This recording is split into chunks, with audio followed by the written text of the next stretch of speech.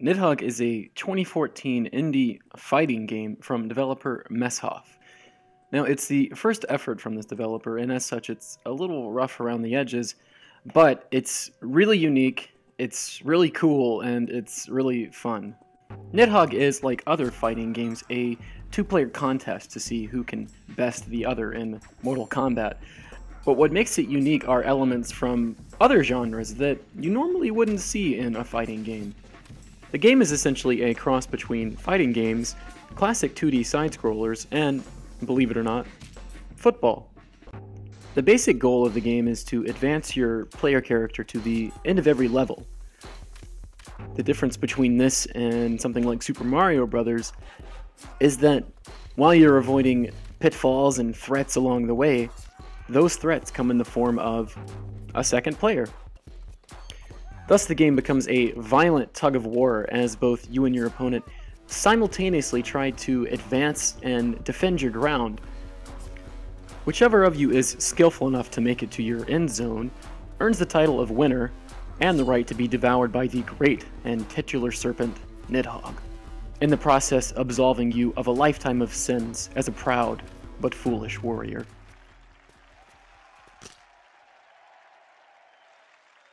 The game is relatively simple as far as fighters go. There are only two action buttons, attack and jump, and the control stick for movement, making the game feel like a classic NES side-scroller such as Super Mario Bros. Or Mega Man. In this simplicity, though, there is a surprising amount of depth. There are several actions that the player can perform with the control stick alone, for instance, such as crouching, crawling, and cartwheeling. The control stick also governs the height at which your combatant holds his blade, with positions for low, medium, high, and over the head. At first, I didn't really like both these and movement being mapped to the stick. It felt restrictive. I kept wanting the option to use the left stick for movement and the right for blade height, allowing me to move my character and the blade at the same time. Over time, though, I grew to like this restriction as it makes your choices more consequential. You must either attack or defend. You can't do both. If you press the attack button while standing to lunge, you can easily kill your opponent with a single stab, but you can also be easily parried, for example. Similarly, if your blade is held in the over-the-head position, it allows for the powerful throw attack, but it also leaves you totally open. The blade then is itself both offensive and defensive, since it can block and parry. This is great design, and this context-sensitive approach pervades the entire game. My favorite example of this is the significant boost in speed your character gets when he isn't holding a sword. Nidhogg is thus a pure combat experience without attack and defense modes. There's no need for a block button or evasive maneuvers. The dedicated jump button is plenty. Nidhogg is fairly unique in this feature among fighting games. Most map jumping to pressing up on the control stick, but of course that's reserved for changing the blade height. This is then the inverse of the right stick problem I mentioned before, where mapping both movement and the blade height to one stick is a restriction, mapping jump to its own button is a liberation. It allows players to more easily control movement by making jumping relatively inconsequential, unlike attacking. In most fighting games, jumping can mean life or death, but in Nidhogg it's simply part of the dance. It also introduces an element of platforming which works perfectly with the game's emphasis on terrain control. The only other game that is really comparable is Super Smash Bros., with its own dedicated jump button and an equal emphasis on platforming, but its plethora of evasive maneuvers and static stages make it less of a tug-of-war. On that note, let's talk about the stages. There are only 4 in Nidhogg, which admittedly isn't much, but this is an exercise in quality over quantity. Each stage is totally unique from a design standpoint, with each one creating different situations requiring different skills and tactics from the players. For example, the mines have conveyor belts, which can move the player into or out of danger. The clouds have disintegrating platforms, which punish players for standing still. The forest has tall grass, which obscures how high swords are being held. And the castle has low-ceilinged rooms in which the player can't jump. A great aspect of the level design is, despite the game being a side-scroller, the requirement of a kill in order to advance. When a player scores a kill, he or she is rewarded with what the game amusingly calls the arrow. The arrow is a mysterious entity which appears at the top of the screen, beckoning the player who scored the kill only with the simplest but most unmistakable of messages: go. This is great because it forces players to actually engage in combat rather than sitting around and waiting for their opponent to make the first move. In Nidhogg, if you don't kill, you don't win. Only with the arrow's blessing may a player advance toward the next screen and, eventually, if they are lucky, to the Nidhogg itself. Special mention must go to the visuals and audio of the stages. Each location looks and sounds unique, which goes a long way in making the game fun to play and a memorable experience. Despite playing like an NES game, Nidhogg's visuals owe much more to the earliest of video game consoles, like the Atari.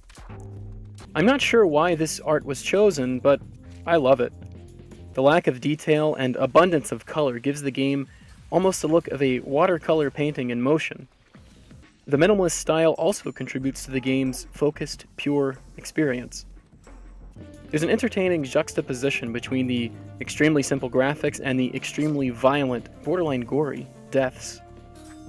This, along with the characters' unforgettable cries of agony, make each death in Nidhogg hilarious. The music is also awesome. It's by electronic musician Daedalus, whose efforts here sway between dirty dubstep and sweet, nostalgic chiptune. Let's have a listen.